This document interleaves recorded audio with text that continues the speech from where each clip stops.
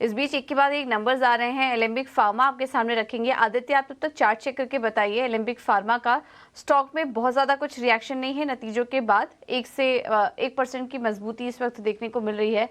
आय देखेंगे तो वहाँ पर करीब 8% की ग्रोथ आई है और इसके अलावा मुनाफे में अगर देखेंगे तो वहाँ पर भी अच्छी ग्रोथ कंपनी ने दर्ज की है। तो ये इस वक्त के फिगर्स हैं। स्टॉक है 1% ऊपर एलेंबिक फार्मा का। और इस बीच कुछ और भी नंबर्स हम आपके स्क्रीन पर आपके सामने लेकर आएंगे।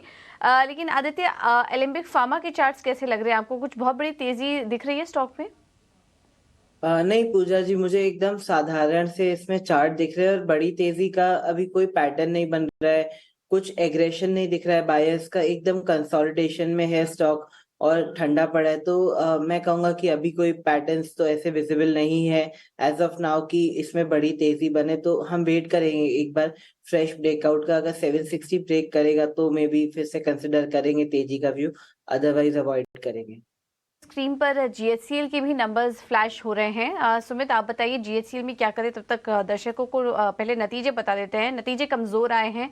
मुनाफा 51% घटा है कंपनी का। आय में करीब करीब 32% की गिरावट देखने को मिल रही है। और मार्जिन के फ्रंट पर भी देखेंगे तो नंबर्स कमजोर है। स्टॉक वैसे सुबह से ही कमजोरी के साथ कारोबार कर रहा था, लेकिन जैसे ही नतीजे आए स्टॉक में गिरावट और बढ़ गई है। तो हर फ्रंट पर नंबर्स कमजोर नजर आ रहे हैं। और इस कंपनी में देख रहे हैं पिछले 1 महीने से लगातार ये स्टॉक डाउन ट्रेंड में ही है। काफी अच्छी तेजी दिखी थी, लेकिन उसके बाद यहाँ पर एक करेक्शन ही देखने को मिल रहा है जीएचसीएल में। और आज नतीजों के बाद तो कमजोरी और बढ़ गई है।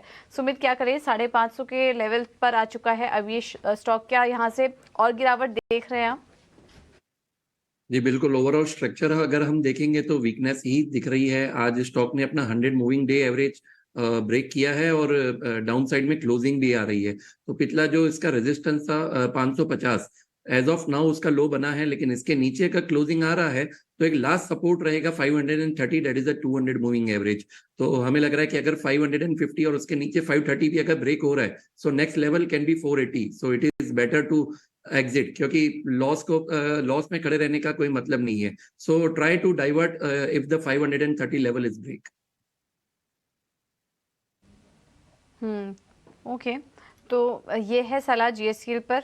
फिलहाल निकलने की सलाह आपको दी जा रही है स्टॉक से। इस बीच नतीजों का एक्शन काफ़ी सारा है और सुंदरम फाइनेंस के भी नतीजे थोड़ी देर पहले आए। स्टॉक फिलहाल तो अपर सर्किट पर कारोबार कर रहा है, लेकिन 160 अंकों की तेजी यहाँ पर देखने को मिल रही है। यहाँ पर सुंदरम फाइनेंस के भी नतीजे काफ़ी अच्छे आए थे। अभी तो फिलहाल सर्किट 5% ऊपर ये स्टॉक आ चुका है सुंदरम फाइनेंस का। आदित्य, क्या करें?